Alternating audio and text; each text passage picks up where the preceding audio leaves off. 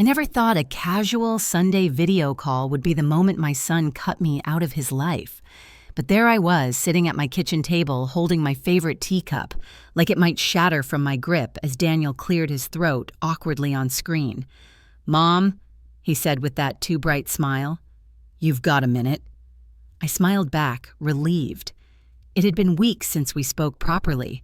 I thought maybe he was finally calling to share wedding details or ask me to help with something. I'd been making notes in my little book ideas for Matthew's big day, a family recipe for the cake. The pearl necklace his grandfather gave me that I thought I'd pass down, but then Daniel's smile faltered. He cleared his throat. "Mom, listen. This isn't easy." My stomach tightened. "Go on," I said softly.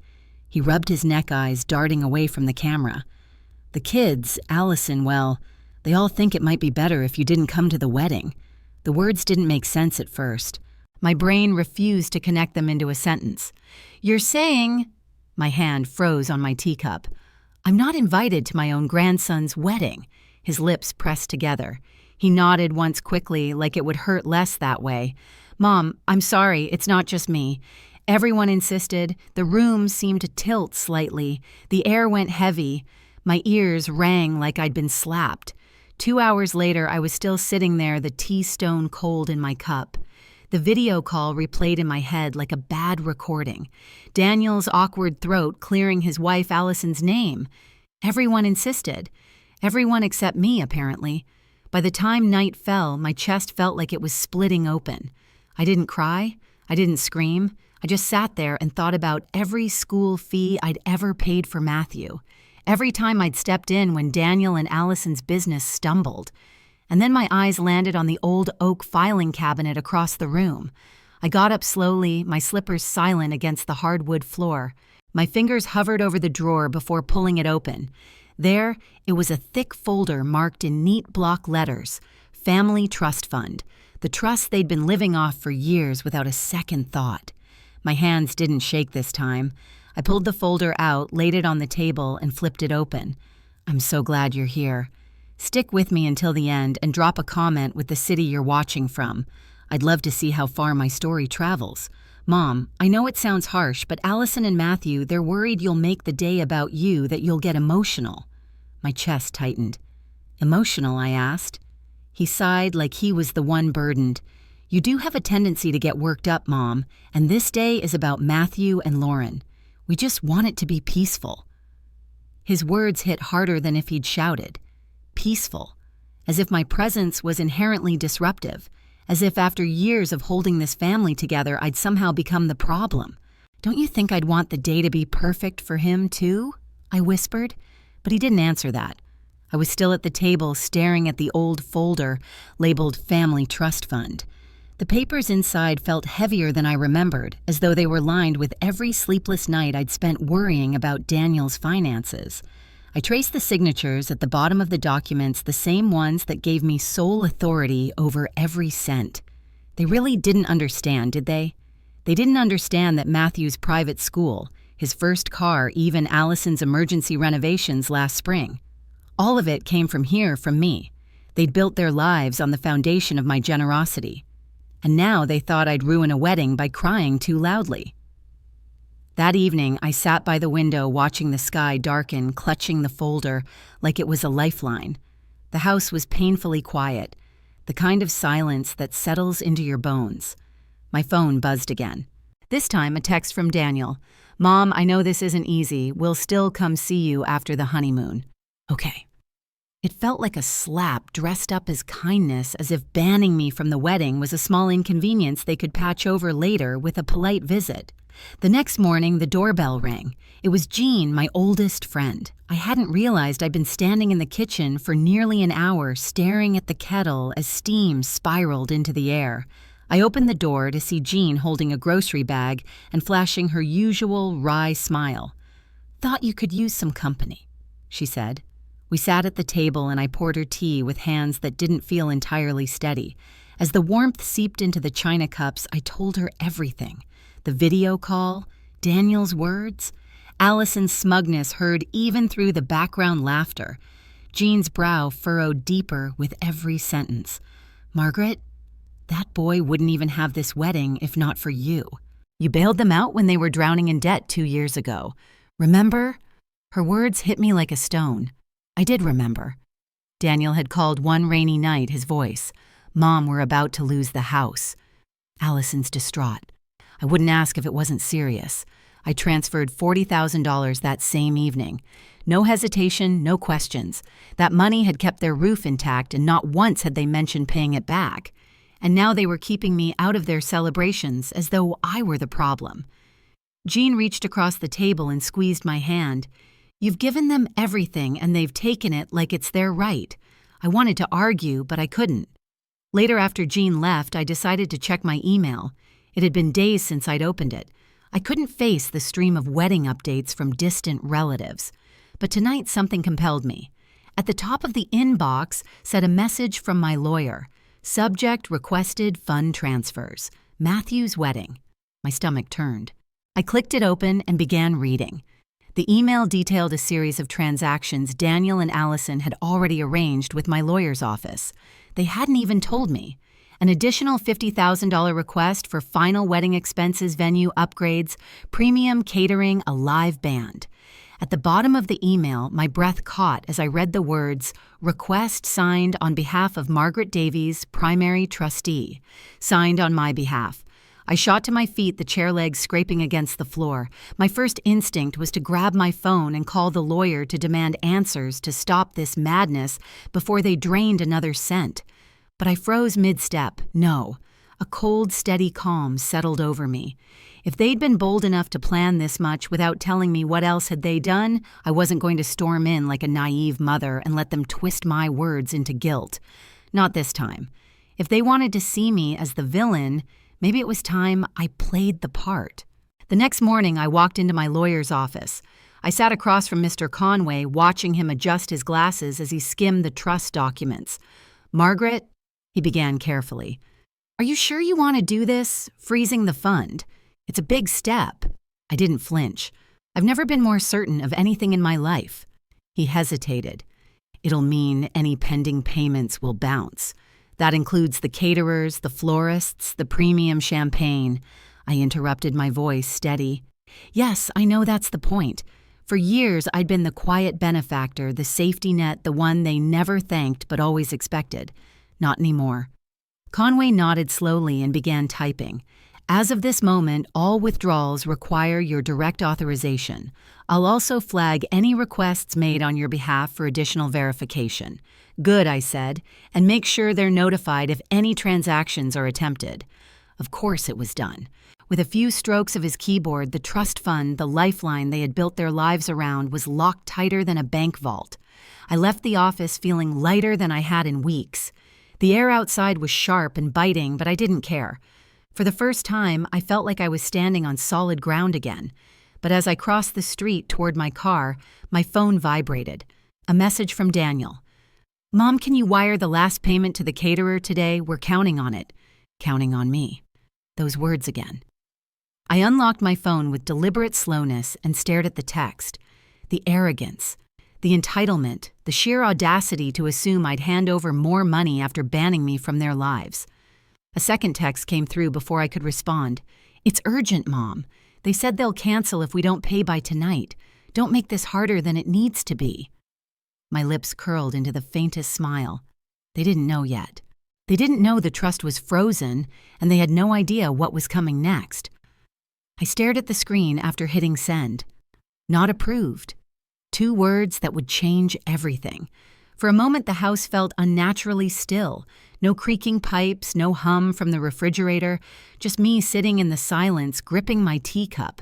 Then the phone rang. Daniel's name flashed across the screen. I let it ring. It stopped. Started again. When I didn't pick up, it switched to Allison's number. By the 4th call, I pressed mute and placed the phone face down on the table. If they wanted my attention, they would have to wait. Minutes later, the first voicemail came through. "Mom, what's going on?" "The caterer says the payment didn't clear. We're on a deadline here. Just approve the transfer, okay? Don't make this into a thing." I didn't respond. A second voicemail followed almost immediately. This time it was Allison. Her voice was sharp. dripping with accusation. "Margaret, you can't seriously be doing this. This is Matthew's wedding. He's your grandson, for God's sake. Do you want to ruin his big day?" I took a slow sip of tea. It was astonishing, really. The way they spoke to me, no apology, no acknowledgement of what they'd done, just anger that their free ride had hit a wall. By the sixth voicemail, Allison had dropped the thin veneer of politeness. "You've done enough damage already. Maybe it's better you stay out of all our lives." Her words echoed in my head like a gunshot. Better if I stayed out. Was that what they truly wanted? I set the phone down and folded my hands in my lap, willing my fingers to stop trembling. I thought back to all the times I had said yes over the years. Yes to paying Matthew's tuition. Yes to covering Allison's emergency dental work. Yes to bailing them out when Daniel's business fell apart. Every time I told myself I was keeping the family together, but now I could see the truth. Every yes had only taught them to take more. The phone buzzed again. Another voicemail from Daniel. This one was quieter, his tone tight with forced calm. "Mom, we can talk about this later. Just send the payment now, please. We're counting on you. Counting on me. Always counting on me." I turned the phone off. When I turned it back on, an hour later, my screen was flooded with notifications. Dozens of messages in the family group chat. 72 new messages. I hadn't looked at the chat in months. It was mostly used for sharing photos and event updates, holiday dinners, baby announcements, trivial memes I never understood. But now that same chat had become a battlefield, and I was the target. My thumb hovered over the screen.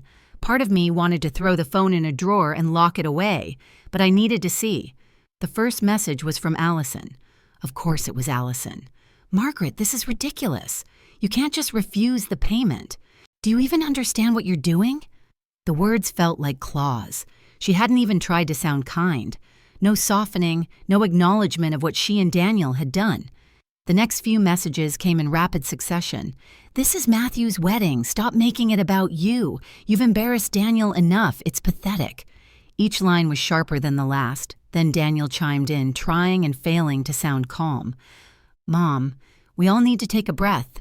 This isn't the place for drama. Just approve the payment and we'll talk later." Talk later. The same Daniel who hadn't even invited me to the wedding. I scrolled further, my heart tightening as I saw Matthew's name. "Gran, if you're bitter about not being invited, fine. But don't ruin our wedding, too." Bitter. That word slammed into me like ice water. I set the phone down, staring at it as if it were a venomous snake. They weren't angry because I'd frozen the trust. They were angry because I'd dared to take control. For years, I'd been invisible in this family unless they needed something. A bank account with a beating heart. And now that I'd drawn a boundary, they couldn't stand it. Another message flashed on the screen. Allison again. "If you really loved Matthew, you do the right thing. Stop this before it's too late. Do the right thing." I had done the right thing every day of my life. The sleepless nights caring for Daniel as a baby when his father worked double shifts. The extra jobs I took so Matthew could attend a school his parents couldn't afford. The $40,000 I wired 2 years ago to keep their house from foreclosure. And they dared to lecture me about love. I picked up the phone, my fingers steady now. As I scrolled through their accusations and half-baked guilt trips, I felt something unexpected. Calm, not rage, not sadness, just a still icy certainty. They thought they were clever, that I would cave under pressure like I always had, but they had no idea who they were dealing with. My phone buzzed again. Another flood of messages, but I didn't bother opening them this time. Instead, I opened my contacts and found the number I needed. The line rang twice before a cheerful voice answered, "Good afternoon, Blossom Hill Catering. How can I help you?" I took a slow breath, my voice even and cool. "This is Margaret Davies. I believe there's a pending payment for the Matthews wedding." "Yes, ma'am," the woman replied warmly. "We're waiting on the final installment. It's due within 48 hours, or unfortunately we'll have to cancel services." A faint smile tugged at my lips. "Thank you. That's all I needed to know." As I ended the call, the room felt different. The air seemed clearer, sharper somehow. They wanted their day to be peaceful, I murmured to myself. Let's see how peaceful it feels when the whole thing crumbles. The sun rose early that morning, spilling gold across my kitchen tiles. I brewed my tea slowly, the kettle hissing in the stillness. Today was the day. Across town, their grand event would be in full swing by now. Hairdressers curling strands of Allison's perfect hair, Matthew tightening the cuffs of his tailored suit, Daniel smoothing down his lapels as though he'd planned it all himself. But I knew something they didn't. I carried my cup into the garden and sat in the wicker chair, the one I used to rock Daniel in when he was a baby. The roses were blooming deep crimson, heavy with petals. I reached out and brushed one gently, careful not to catch a thorn. My phone lay silent beside me. Not a single message yet. It wouldn't stay quiet for long. At 10:43 a.m., the first call came. Daniel. I let it ring until it stopped. Almost instantly, a second call followed, this time from an unknown number. I didn't answer. Instead, I tilted my face toward the sun, letting the warmth seep into my skin. By noon, the calls came faster, stacking on top of each other like a panicked heartbeat. Florist, photographer, the venue manager. Each one left voicemails that started polite but grew sharper, more frantic. Mrs. Davies, we're unable to proceed without final payment. I've been trying to reach someone. Please call back immediately. I took another sip of tea. This was what they'd asked for, wasn't it? A peaceful wedding. The day without my drama. By mid-afternoon, my house was so still I could hear the faint ticking of the old clock in the hallway. I sat in my wicker chair, staring at the garden. The roses were heavy with petals, their deep red blooms almost black in the waning sunlight. I didn't need to be there to know what was happening across town. I could picture it clearly, the whispers, the sidelong glances, the heat of humiliation blooming on Daniel's and Allison's faces as their perfect day unraveled. At first, the guests probably didn't notice. They arrived in pastel dresses and tailored suits, clutching envelopes and gift bags, smiling for photos in front of the archway draped in white silk. Small talk filled the air as they sipped champagne, not knowing the bottle in their hands might be the last poured that day. Somewhere inside, Allison would be checking her makeup for the 10th time, forcing a smile as she asked Daniel why the band hadn't arrived yet. By 2:30 p.m., the first cracks began to show. A hush spread through the crowd as servers quietly packed up trays in the back, their voices, low movements, brisk. The guests shifted uncomfortably, stealing glances at one another as murmurs began to ripple. Did you hear the caterer's staff just walked out? I thought I saw the florist leave, too. Is there a problem with the payments? Daniel would be pacing by now, his tie loosened beads of sweat forming at his hairline. Allison's voice would have sharpened, cutting through the hushed chaos. Call your mother. Fix this. I told you she'd do something like this. And Matthew... I imagined him standing there in his perfectly pressed tuxedo, his hands shaking slightly as he tried to calm the storm. The boy I'd once cradled to sleep now faced a crowd of watching eyes, all silently asking the same question. What kind of family can't even hold a wedding together? By 3:00 p.m., the whispers had turned to open gossip. Weren't they bragging about how lavish this would be? I heard his grandmother's funding the whole thing. Maybe she pulled out. Do you think she found out about something? Every sentence would feel like a knife to Allison's carefully curated image. The guests weren't just witnesses anymore. They were vultures. At 4:15 p.m., Daniel's voice cracked through my voicemail. Mom, please, people are leaving. Allison's crying in the bathroom. Matthew, he's just standing there. I don't know what to do. They're all looking at us like we're pathetic. Pathetic? The word hung in the air like smoke. I pictured the scene as clearly as if I were there. The photographer quietly packing up his equipment. Aunt Linda shaking her head in disapproval as she ushered her children back to their car. Uncle Robert whispering to his wife, maybe this is why Margaret didn't come. I'd be humiliated too. And through it all, Matthew staring at the door waiting for me to walk in and save him like I always had. But I wasn't coming. Not this time. By 5:00 p.m., the ballroom that was meant to hold a celebration now held only the bitter taste of failure. Half the guests had already slipped away, their goodbyes mumbled, their faces tight with discomfort. The ones who remained only stayed to watch the spectacle unfold. My phone vibrated again, dragging me back into the present. Daniel's voice was horse arrow now, weighed down by something heavier than pride. "Mom, you win. You've made your point. Please don't do this. It's over. You're destroying us." The words came out broken, the sound of a man realizing too late the cost of his choices. I didn't answer. Instead, I reached for my cold tea, swirling it once before setting it down again. This wasn't about winning. This was about finally being seen. Not as their bank, their crutch, their afterthought, but as a person. They wanted a wedding without me, and that's exactly what I gave them. The knock came just after dark. It wasn't timid. It wasn't forceful. It was the knock of someone who didn't know what else to do. I stayed in my chair by the window, my fingers tracing the chipped edge of my teacup. Another knock. "Mom." Daniel's voice. I didn't move. The doorbell rang next, sharp against the stillness of the house. "Mom, please, please open the door." His voice cracked on the last word. I set my teacup down gently, the sound of porcelain against wood impossibly loud. Then finally I rose and walked to the door. When I opened it, Daniel stood there, shoulders hunched, eyes red and swollen. He looked nothing like the man who had banned me from my own grandson's wedding. For a moment, neither of us spoke. He broke first. "Mom, I'm sorry, we were wrong. Allison, Matthew, me, all of us. We never should have treated you like that." His words tumbled out clumsy and frantic. "Please, you've made your point. You're destroying us. The wedding, it's in ruins. Matthew won't speak to me. Allison's threatening to leave. Everything's falling apart." He stepped forward slightly, his hands trembling. "Mom, please just fix it. Please fix this."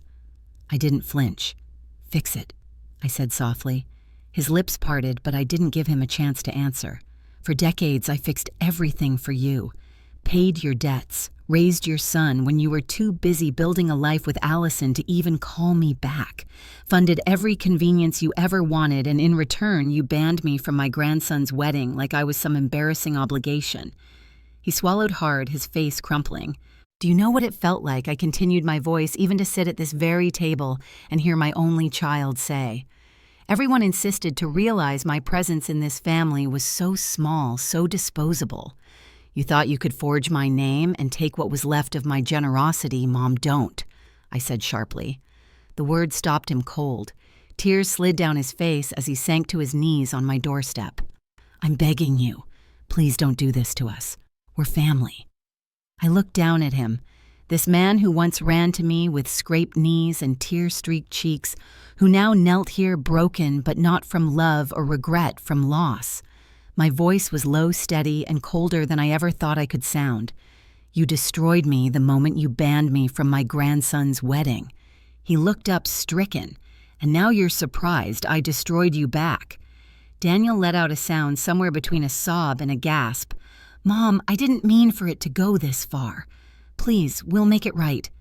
I'll make it right. Just don't cut us off." I shook my head slowly. "You're not listening, Daniel.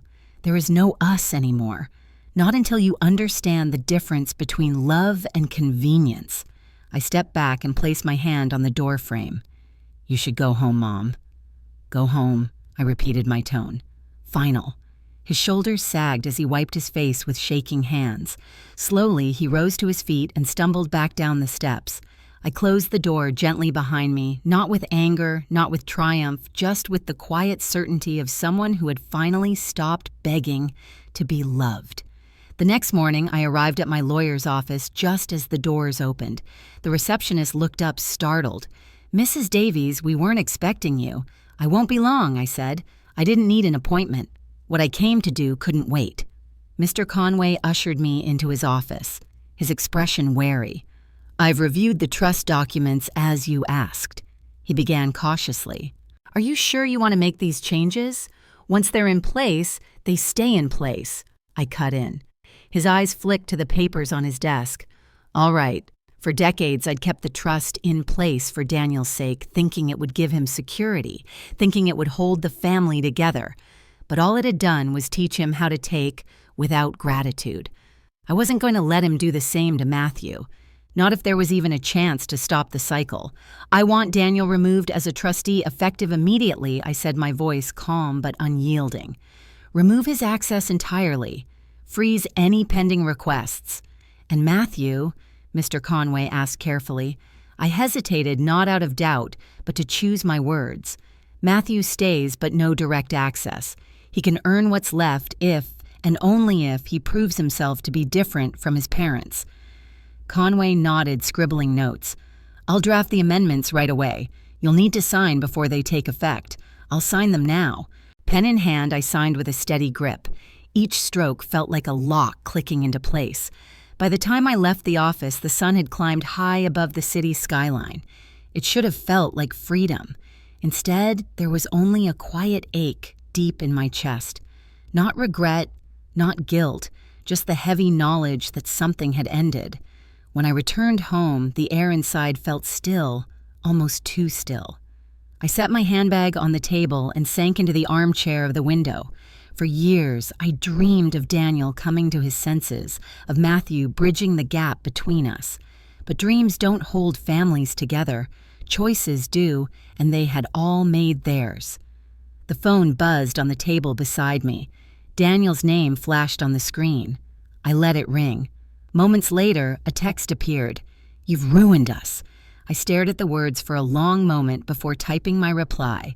No, Daniel, you ruined yourselves. Then I set the phone down and closed my eyes. A week later, I sat across from Mr. Conway one last time. The paperwork was stacked neatly on his polished oak desk, a thick pile of signatures and amendments that felt heavier than any document I'd ever signed before. He slid the final form toward me. This will complete the transfer, Mrs. Davies. Half the trust to the charitable foundation and the remainder placed in a scholarship fund under Richard's name. I took the pen without hesitation. Let's finish it. As the ink dried, a strange lightness settled over my chest. For decades, that trust had been a tether. First to Richard's memory, then to Daniel and his endless demands. Now it would mean something different, something better. I imagined the students who would one day receive those scholarships, young people with no family safety net, people who might actually understand what a gift it was. Conway cleared his throat. You're certain about this, Mrs. Davies. Once it's filed, there's no reversing it. I'm certain, I said firmly. By the time I stepped outside, the morning sun was already high warm against my face. The air smelled like spring. For the first time in years, I felt no weight pulling at my shoulders. No fear of what Daniel or Allison might say, no ache for Matthew's approval, just silence and peace. As I walked down the steps of the building, my phone buzzed in my handbag. I ignored it until I reached the car. When I finally checked the screen, a single message waited for me. Matthew. I understand now, Gran. I'm so sorry. I stared at the words for a long moment. There it was, the apology I thought I wanted all along. But now seeing it in black and white, I felt nothing. No joy, no satisfaction, just a quiet certainty that it had come too late. I hovered over the screen, my finger lingering on the reply button. But in the end, I didn't write back. Instead, I swiped left and pressed delete. As I slid the phone back into my bag, I whispered to myself, I hope one day he means it. And then I stepped out into the sunlight. For the first time in years, the world felt like it belonged to me.